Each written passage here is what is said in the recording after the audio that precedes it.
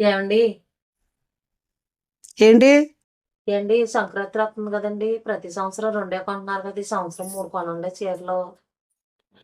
మూడేం కర్మ 4 కొంటాను.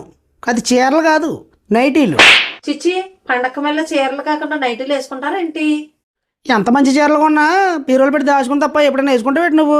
నైటీలు అయితే డైలీ వేసుకుంటావు కాబట్టి నైటీలు వేసుకుంటే బెటరు. ఆ చీరలు కొన్నా కానీ దాని కుట్టుకోలకని, బ్లౌజులకని, అంచులకని, వాటికని బోల్ డబ్బులు అయిపోతున్నాయి. చీర 1000 రూపాయలు అయితే 500 కుట్టుకోలు 600 అయిపోతుంది. నైటీలు అనుకో 4 నైటీలు కొన్నావు అనుకో నీకు 600కి వచ్చేస్తుంది. డైలీ కట్టుకో.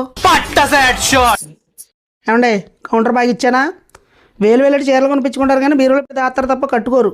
ఎందుకు డైలీ కట్టుకునేది నైటీలు కాబట్టి నైటీలు కొంటేనే బెటరు. ఎలా ఉందంటారు? బాగుందంటారా? ఇదిగోండి నేను చీరలే కట్టుకుంటానండి. చీరలే కొనండి అయితే సాంప్రదాయంగానే ఉంటాయి. నువ్వు ఎప్పుడైనా చీరలు కట్టుకుంటానంటే చీరలు ఎందుకు కొన్నావు? చీరలే కొంటాను, నైటీలు ఎందుకు కొంటాను? నువ్వు సాంప్రదాయంగా డైలీ కట్టుకుంటే చీరలో బాగుంటుందమ్మా. చీరలు కట్టుకో. నీకు 3 4 కొంటాను. థ్యాంక్స్ అండి. 4 కొనండి.